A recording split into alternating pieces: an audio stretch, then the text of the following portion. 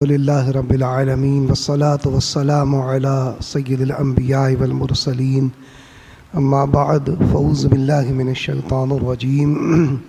بسم اللہ الرحمن الرحیم ذالک الکتاب لا ریب فیہ صدق اللہ مولانا العظیم وبلغنا رسولہ النبی الامین المختار الکریم نحن علی ذالک لمن الشاہدین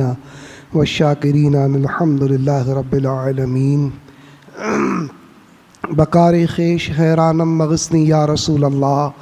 پریشانم مغثنی یا رسول اللہ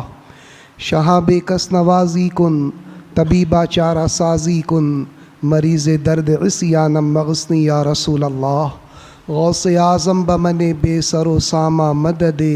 قبلہ دی مدد کعبہ ایماں مدد۔ آئیے ہمارا آپ سب سے پہلے اپنے اور ساری کائنات کے مرکز عقیدت ارواحنا فداہ صلی اللہ تعالی علیہ وسلم کی بارگاہ بے کس پناہ میں درود پاک کی نظریں پیش کرنی پڑیں۔ اللہم صلی علی سیدنا و مولانا محمد طب القلوب و دوائیہا وعافیت الابدان و شفائیہا و نور الابصار و ضیائیہا وعلی آلہ و صحبہ و بارک وسلم۔ حاضرین محترم، ابھی چند دنوں پہلے سویڈن میں جو دردناک سانحہ ہوا، پوری دنیا کے مسلمان اس واقعے کی وجہ سے مضطرب ہیں اور پوری دنیا میں اس واقعے کی مذمت کی جا رہی ہے۔ آپ زیادہ بہتر طور پر جانتے ہیں کہ سویڈن کے ایک شخص نے معاذ اللہ قرآن عظیم کو نذر آتش کیا، جلا دیا۔ یہ واقعہ جیسے ہی ہوا پوری دنیا میں مسلمانوں کے اندر اضطراب کی لہر دوڑ گئی اور پوری دنیا میں مسلمان ابھی بھی احتجاج کر رہے ہیں۔ اس وقت بھی احتجاج کا سلسلہ اور اس کی مذمت کا سلسلہ جاری ہے۔ رضا اکیڈمی ممبئی نے حضرت علامہ سید معین میاں صاحب قبلہ اور رضا اکیڈمی کے بانی حضرت سید نوری صاحب کی قیادت میں آج 3 فروری کو یوم عظمت قرآن منانے کا اعلان کیا تھا۔ اسی مناسبت سے کچھ باتیں میں عرض کرنے کی سعادت حاصل کروں گا۔ پوری دنیا میں اس واقعے کی مذمت کی جا رہی، ہم بھی رضا اکیڈمی جو تحریک شروع کی ہے اس کی تائید کرتے ہیں اور اس واقعے کی مذمت کرتے ہیں اور حکومت ہند سے مطالبہ کرتے ہیں کہ حکومت ہند جو ہے، جن لوگوں نے اس شرمناک حرکت کا ارتکاب کیا ہے ان کے خلاف کارروائی کے لیے سویڈن کی حکومت سے مطالبہ کریں۔ ایک میمورنڈم جو ہے سویڈن کے سفیر کو دینے کے لیے ممبئی میں سویڈن کے سفارت خانے میں بھی گیا تھا، لیکن وہاں پر سویڈن کا جو سفیر تھا، ایمبیسڈر تھا، وہ موجود نہیں تھا۔ اس لیے ڈی سی پی کو جو ہے اس زون کے مذمتی جو ہے میمورنڈم دیا گیا، لیکن بہرکیف یہ انتہائی شرمناک واقعہ ہے۔ آزادی اظہار رائے کے نام پر پوری دنیا میں مسلمانوں کے جذبات کو مجروح کرنے کی یہ کوشش ہے اور اس طرح کی کوششیں آئے دن ہوتی رہتی ہیں۔ کبھی نبی کریم صلی اللہ تعالیٰ علیہ وسلم کی شان میں جو ہے حملے کیے جاتے ہیں، آپ کی عظمت کو مجروح کرنے کی کوشش کی جاتی ہے۔ تو ہماری ذمہ داری یہ ہے کہ ہم جتنی طاقت اپنی ہے اتنی طاقت کا استعمال کر کے اس کی مذمت کریں، اس کے خلاف جو کچھ بھی کر سکتے ہیں اپنی طاقت بھر اس کا کرنا ہمارے لیے ضروری ہے اور لازمی ہے۔ آج کا زمانہ تو ایسا زمانہ ہو گیا ہے کہ لوگ جو ہے برائی کو زبان سے بھی برا کہنے کی طاقت نہیں رکھتے۔ اگر زبان سے بھی برائی کو برا کہا جائے تو اس میں بھی انتشار، خلفشار، فتنہ ہو رہا ہے۔ لیکن بہرکیف جتنی آپ کو طاقت ہے اتنی طاقت بھر کسی بھی برائی کے خلاف جو ہے ہم کو جو ہے اس کے دفاع کی کوشش کرنی چاہیے، اس کو دور کرنے کی کوشش کرنی چاہیے اور اس کی مذمت میں جو کچھ بھی ہم کر سکتے ہیں وہ کرنا چاہیے۔ نبی کریم صلی اللہ تعالیٰ علیہ وسلم کی حدیث مبارکہ ہے کہ سرکار نے فرمایا کہ اگر تم برائی کو ہوتا ہوا دیکھو تو اپنے ہاتھ سے اگر برائی کو روک سکتے ہو تو روک دو، اگر ہاتھ سے نہیں روک سکتے تو اپنی زبان سے کم از کم اس برائی کو برا بولو، برا کہو، اور اگر یہ بھی نہیں کر سکتے تو کم از کم اس برائی کو اپنے دل میں برا جانو، اس خراب کام کو، اس برے کام کو اپنے دل کے اندر برا جانو۔ یہ ایمان کا کمزور ترین درجہ ہے۔ حضرت علامہ مفتی جلال الدین صاحب امجدی رحمۃ اللہ تعالی علیہ نے انوار الحدیث کے اندر یہ حدیث نقل کی ہے کہ سرکار دو عالم صلی اللہ تعالی علیہ وسلم نے ارشاد فرمایا کہ اگر کسی مقام پر کوئی برائی ہو رہی ہو، کوئی برا کام ہو رہا ہو، اور ایک شخص جو ہے وہ اس کام کو برا سمجھتا ہو، تو وہ ایسا ہے جیسے کہ اس برائی کی مذمت کرنے والا ہے۔ اور اگر کسی مقام پر کوئی برا کام ہو رہا ہے اور وہ شخص اس برے کام کو اچھا سمجھ رہا ہے، تو اس کا مطلب یہ ہوا کہ وہ اس برے کام کا کرنے والا ہے، گویا وہ شخص اس برائی کا ارتکاب کرنے والا ہے۔ تو کہیں پر بھی کوئی بھی واقعہ، یہ تو بہت بڑا واقعہ ہے، تو اس کی مذمت تو ضرور ہونی چاہیے۔ تو قرآن عظیم کی عظمت پر کوئی حرف اس سے واقع نہیں ہوگا۔ دنیا میں اس سے پہلے بھی لوگوں نے کوششیں کی قرآن عظیم کی عظمت کو مجروح کرنے کی، قرآن عظیم کی عظمت کو کم کرنے کی، لیکن ان کی مثال آسمان پہ تھوکے ہوئے کی طرح ہے کہ ان کے منہ پر ان کا تھوک واپس آتا ہے۔ قرآن کی عظمت کبھی کم نہیں ہوئی، اس لیے کہ قرآن ایک ایسی مقدس عظیم کتاب ہے کہ جس کی حفاظت کا وعدہ خود اللہ تبارک و تعالیٰ نے فرمایا ہے۔ پوری دنیا کے انسان مل کر اس کے اندر ایک نقطے کی بھی تبدیلی نہیں کر سکتے، ایک زیر و زبر کی بھی تبدیلی نہیں کر سکتے۔ پوری دنیا کے انسانوں کی ہدایت اور رہنمائی کے لیے اس کتاب مقدس کو اللہ تبارک و تعالیٰ نے اپنے آخری پیغمبر نبی کریم صلی اللہ تعالیٰ علیہ وسلم پر اس عظیم کتاب کو نازل فرمایا۔ اور جس زمانے میں یہ قرآن عظیم نازل ہوا، اس زمانے سے لے کر آج تک قرآن عظیم کا چیلنج پوری دنیا کے کفار و مشرکین کے لیے برقرار ہے کہ اگر تم اس قرآن کو جو ہے اللہ کی کتاب کے علاوہ کسی اور کی کتاب سمجھتے ہو تو اس جیسی 10 آیتیں بنا کر لے آؤ۔ پھر آگے قرآن عظیم ارشاد فرماتا ہے کہ اگر قرآن عظیم جیسی 10 آیتیں تم نہیں بنا سکتے تو کم از کم ایک سورت جو ہے قرآن عظیم کے جیسی بنا کر لے آؤ۔ تو ایک سورت بنانے سے وہ قاصر ہیں۔ آج بھی دنیا میں بے شمار ایسے یہودی اور نصرانی ہیں جن کی مادری زبان عربی ہے، جو عربی میں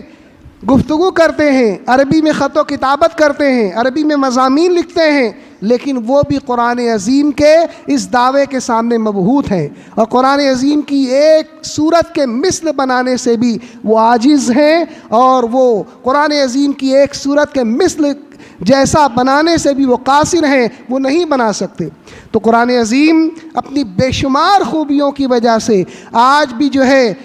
دنیا کو جو ہے مبہوت کیے ہوئے ہے۔ کفار و مشرکین اس کی عظمتوں کے سامنے اپنے سر کو خم کیے ہوئے ہیں، لیکن جن کے دلوں میں کجی ہے وہ اس طرح کی خرافات کرتے ہوئے نظر آتے ہیں، اس طرح کی باتیں کرتے ہوئے نظر آتے ہیں، لیکن اس سے قرآن عظیم کی عظمت پر کوئی حرف واقع نہیں ہوتا۔ قرآن عظیم نے جو پیشن گوئی 1400 سال پہلے فرمائی ہے، وہ ساری پیشن گوئیاں آج بھی درست ثابت ہوتی ہوئی نظر آ رہی ہیں، یہاں تک کہ جب غیر مسلموں نے قرآن عظیم کا مطالعہ کیا اور قرآن عظیم کا مطالعہ کرنے کے بعد وہ اس نتیجے پر پہنچے کہ قرآن عظیم جن سائنسی حقائق کا ذکر فرماتا ہے، ان سائنسی حقائق کا اور قرآن عظیم کی پیشن گوئیوں کے اندر ذرہ برابر جو ہے کوئی فرق واقع نہیں ہے۔ جیسا قرآن نے فرمایا ویسا ہی آج سائنس کہتی بھی نظر آ رہی ہے۔ ڈاکٹر فرانسس مورس بوکائے، بڑی مشہور و معروف کتاب اس نے لکھی ہے، the Bible, Quran and science. اس کا اردو ٹرانسلیشن بھی ہو گیا ہے۔ اس کتاب کے اندر جہاں پر اس نے قرآن عظیم کی عظمتوں کا ذکر کیا ہے، کچھ باتیں اس کتاب کے اندر ایسی بھی ہیں جس سے اتفاق نہیں کیا جا سکتا، جو صحیح نہیں ہیں، لیکن بہت ساری باتیں اس نے اپنی کتاب کے اندر جو ہے قرآن کی عظمتوں کا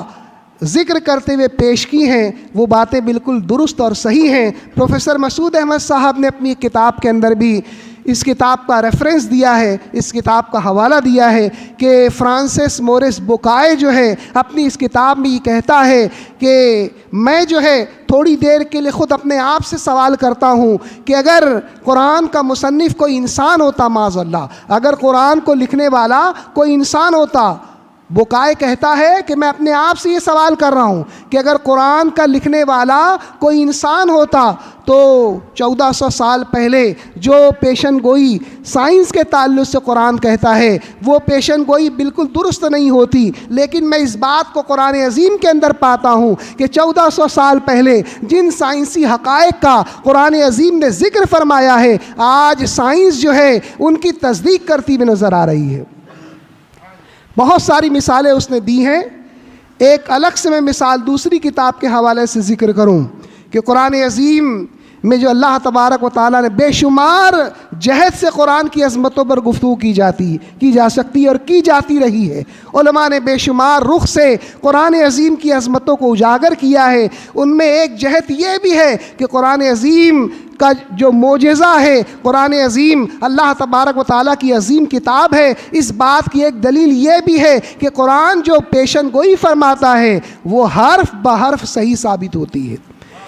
تو قرآن کی عظمت پر ایک پہلو سے اس طرح سے بھی جائزہ لیا گیا ہے، اس طرح سے بھی گفتگو کی گئی ہے اور اس کی عظمت کو ظاہر کیا گیا ہے۔ تو اس کے تعلق سے ایک بات جو ذکر کی جاتی ہے وہ یہ ہے کہ نیشنل جیوگرافک میگزین جو ہے امریکہ سے جو ہے یہ چھپنے والا بہت ہی کثیر الاشاعت میگزین ہے، بہت بڑی تعداد میں یہ شائع ہوتا ہے، پوری دنیا میں جو ہے اس میگزین کا مطالعہ کیا جاتا ہے۔ اس میگزین کے 1978 کے شمارے میں اس بات کا ذکر کیا گیا ہے کہ 1973 میں 1973 میں شام کے ایک علاقے میں جب محکمہ آثار قدیمہ نے کھدائی کی تو کھدائی کے دوران انہیں ایک ایسا شہر ملا جو 4300 سال پرانا تھا۔ ایک ایسا شہر شام کے علاقے میں دریافت ہوا۔ محکمہ آثار قدیمہ کے ماہرین کو جب انہوں نے زمین کے اندر کھدائی کی تو کھدائی کے دوران ایک ایسا شہر ملا جو 4300 سال پرانا تھا۔ اس شہر کا نام ابلس تھا۔ اس شہر کا نام جب تحقیق کی گئی تو پتہ چلا کہ اس شہر کا نام ابلس ہے۔ تو اس شہر کے تعلق سے اور باقیات، سکے ہیں، اس کے برتن ہیں، اس شہر کی در و دیوار ہے، اس شہر کے جو مکانات ہیں، جب ماہرین نے ان کی اسٹڈی کی تو اس شہر کے اندر ان کو ایک لائبریری کا پتہ چلا۔ اس لائبریری کے اندر جب وہ لوگ پہنچے تو وہاں پر ان کو ان شہروں کی لسٹ ملی، ان شہروں کی فہرست ملی جن سے ابلس شہر کے لوگ تجارت کیا کرتے تھے۔ یہ 4300 سال پہلے جو شہر دریافت ہوا تھا، اس شہر کے باشندے، اس شہر کے رہنے والے جن علاقوں سے، جن شہروں کے ساتھ تجارت کیا کرتے تھے، اس کی ایک فہرست ملی۔ تو اس فہرست کے اندر ان لوگوں کو ایک شہر کا نام ملا جس کا نام ارم تھا۔ ارم جو ہے اردو شاعری کے اندر بہت زیادہ لفظ استعمال ہوتا ہے۔ ارم، اس کے بارے میں تھوڑی سی وضاحت آگے کروں گا میں۔ اس میں ارم شہر کا ذکر ملا اور زمانہ قدیم کی جو تاریخ ہے اس میں بھی ارم نام کے کسی شہر کا ذکر نہیں ملتا۔ پوری دنیا کی جو تاریخ ملتی ہے اس میں بھی، پہلے کی تاریخ میں بھی اور آج کی تاریخ میں بھی ارم نامی شہر کا ذکر نہیں ملتا، لیکن جب اس شہر کی لائبریری کو چھانا گیا تو اس کے اندر یہ نام ملا کہ ابلس نامی شہر کے جو باشندے تھے وہ جن شہروں کے لوگوں کے ساتھ تجارت کیا کرتے تھے اس میں ایک ارم نامی شہر بھی تھا۔ تو آج سے 4300 سال پہلے جو شہر دریافت ہوا اس میں ارم کا ذکر موجود ہے۔ موجودہ دنیا اس بات سے ابھی تک انجان تھی کہ دنیا میں کوئی ایسا شہر بھی پایا جاتا ہے جس کا نام ارم ہے، جبکہ اسی ارم شہر کا ذکر اللہ تبارک و تعالیٰ نے آج سے 1400 سال پہلے جو ہے قرآن عظیم میں ارشاد فرمایا۔ چنانچہ سورہ نمبر 89 قرآن عظیم کا جو 30واں پارہ ہے اس کے سورہ نمبر 89 سورہ فجر کے اندر آیت نمبر 6 میں اللہ تبارک و تعالیٰ ارشاد فرماتا ہے کہ محبوب کیا آپ نے نہیں دیکھا کہ ہم نے قوم عاد کے ساتھ کیا سلوک فرمایا، قوم عاد کے ساتھ کیا سلوک فرمایا، اور ارم والے جو ہے یہ بہت طویل قامت والے تھے، بہت طویل قد والے تھے، بہت لمبے تھے۔ تو اللہ تبارک و تعالیٰ نے یہاں پر شہر ارم کا ذکر فرمایا۔ اس آیت کریمہ میں سورہ فجر کی آیت نمبر 6 میں اللہ تبارک و تعالیٰ نے ایک ایسے شہر کا ذکر فرمایا جو روئے زمین کی تاریخ میں 1973 سے پہلے اس کا ذکر کہیں موجود نہیں تھا، لیکن اللہ تبارک و تعالیٰ نے اس کا ذکر فرمایا اور اس کی تصدیق 1973 میں محکمہ آثار قدیمہ کے ذریعے ہوئی کہ واقعی دنیا میں ایسا شہر موجود تھا جس کا نام ارم تھا۔ اب یہ تو موجودہ تحقیق ہو گئی، تو اس سے بھی قرآن عظیم کی حقانیت کا ثبوت ملتا ہے کہ 1400 سال پہلے اللہ تبارک و تعالیٰ نے جس شہر کا ذکر فرمایا تھا، جس سے دنیا انجان تھی، جس سے دنیا ناواقف تھی، لیکن اس شہر کا وجود دنیا میں موجود تھا۔ اگرچہ دنیا کو تحقیق کے ذریعے اس وقت معلوم نہیں ہوا، لیکن ابھی 1973 کے بعد دنیا اس بات کی قائل ہو گئی کہ اس خاکدان گیتی پر ایک شہر ارم نامی بھی موجود تھا۔ اب ارم کے تعلق سے اس کی تحقیق مفسرین کرام کے اقوال کی روشنی میں ہم دیکھیں گے کہ ارم جو ہے قرآن عظیم کی جو آیت نمبر 6 ہے سورہ فجر کی، اس کی جو ہے تفسیر میں مفسرین کرام کا اختلاف ہے کہ ارم سے مراد کیا ہے۔ قرآن عظیم میں ذکر کیا گیا کہ ارم جو ہے وہ لمبے قامت والے تھے، لمبے جسم والے تھے، ان کے جسم جو ہے بڑے لمبے چوڑے ہوا کرتے تھے۔ تو ارم سے مراد کیا ہے؟ تو مفسرین کرام کے دو اقوال ہیں۔ پہلا قول یہ ہے کہ جو قوم عاد کے لوگ ہیں انہی کو ارم، قوم ارم سے بھی تعبیر کیا جاتا ہے، قوم عاد کے لوگوں کو ہی قوم ارم کہا جاتا ہے۔ لیکن امام نصفی نے اور امام خازن نے ایک دوسرا قول بھی ذکر فرمایا ہے کہ ارم سے مراد قوم کا نام نہیں ہے بلکہ شہر کا نام ہے۔ قوم عاد کے لوگ جس شہر کے اندر رہتے تھے اس شہر کا نام جو ارم تھا۔ اور امام نصفی نے اپنی تفسیر میں لکھا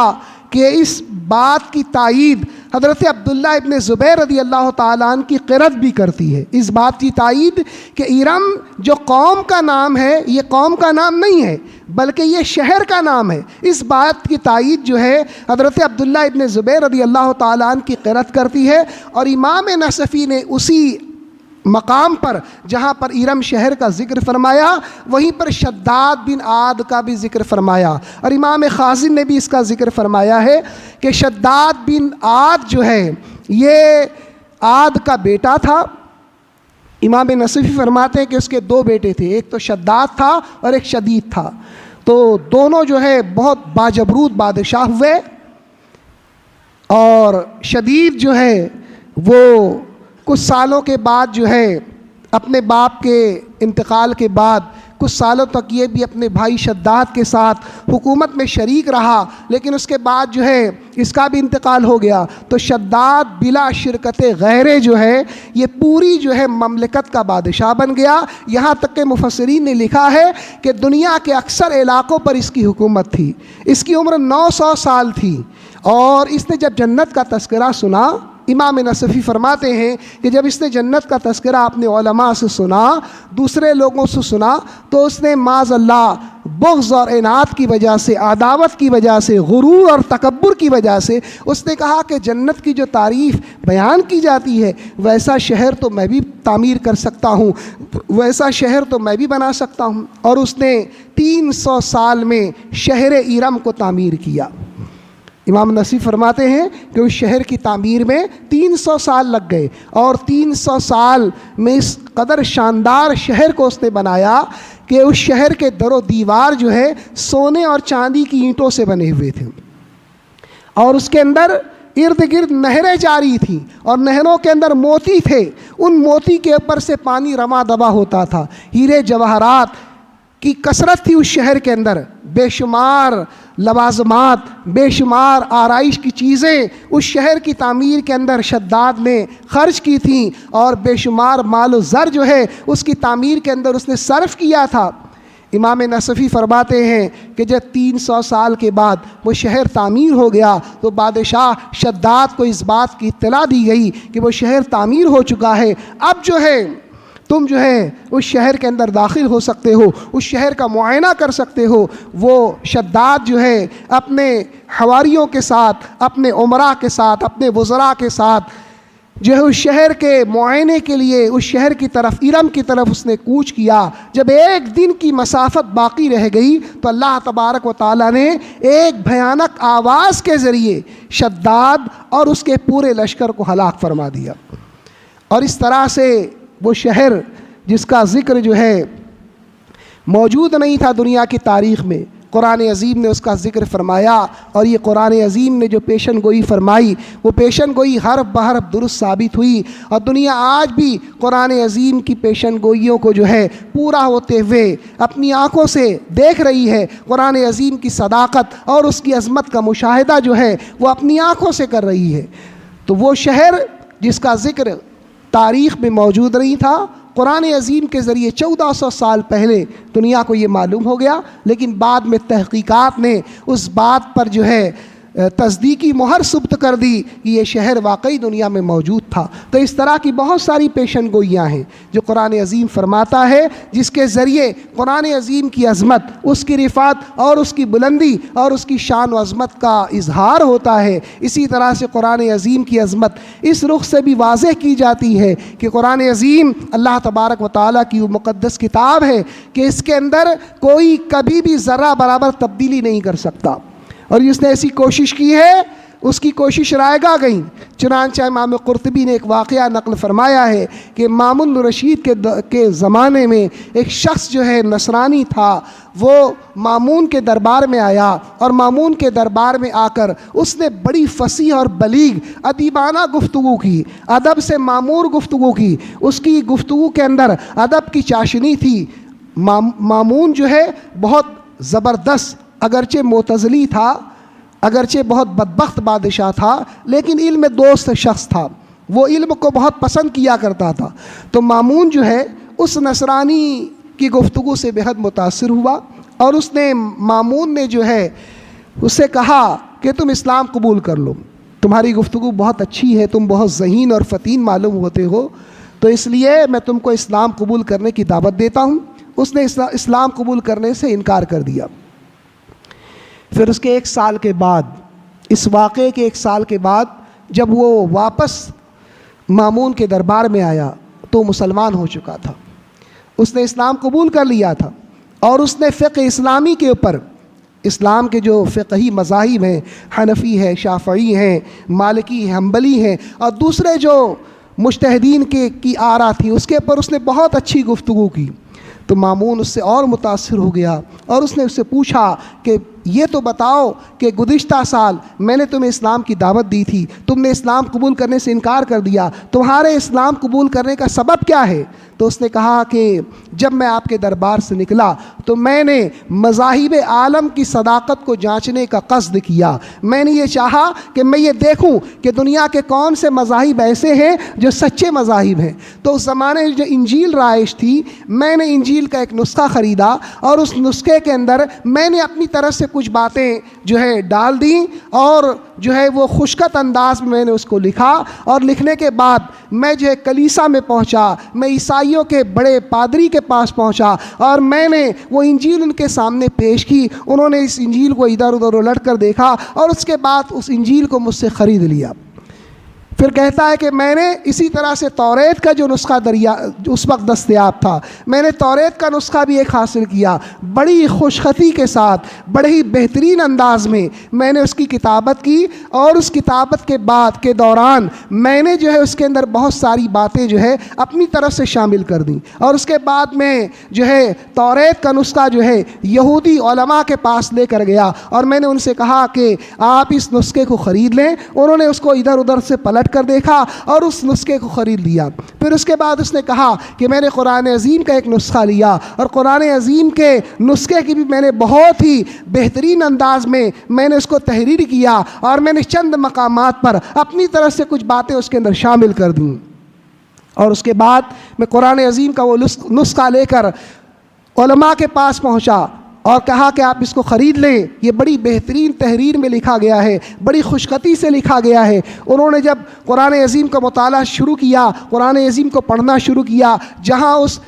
شخص نے، اس نصرانی نے قرآن عظیم کے اندر اپنی طرف سے باتیں شامل کی تھی، انہوں نے اس پر اطلاع حاصل کی، انہوں نے اس کو پا لیا اور انہوں نے کہا کہ تم نے یہ باتیں قرآن عظیم میں اپنی طرف سے شامل کی ہیں، یہ قرآن عظیم کے مندرجات نہیں ہیں، یہ قرآن عظیم کے اندر یہ باتیں موجود نہیں ہیں، اس لیے تم یہ اپنا نسخہ لے کر جاؤ، ہمیں تمہارے نسخے قرآن کی کوئی ضرورت نہیں ہے۔ جب انہوں نے انکار کر دیا تو اس نصرانی کہا کہ میں نے جان لیا کہ قرآن عظیم جو ہے اللہ کی کتاب ہے اور اللہ تبارک و تعالیٰ نے اس کی حفاظت کا وعدہ کیا ہے، اور اس کے اندر کوئی شخص جو ہے زیر زبر کی بھی تبدیلی نہیں کر سکتا، ایک نقطے کو بھی تبدیل نہیں کر سکتا۔ اس طرح سے میں نے اسلام کی حقانیت کو جان لیا اور اسی وقت جو ہے میں مسلمان ہو گیا۔ تو یہ قرآن عظیم کی عظمت کا عالم ہے۔ اللہ تعالیٰ قرآن عظیم کو پڑھنے، اس پر عمل کرنے اور اسے عام کرنے کی توفیق عطا فرمائے۔ وما علینا الا البلاغ۔ السلام علیکم۔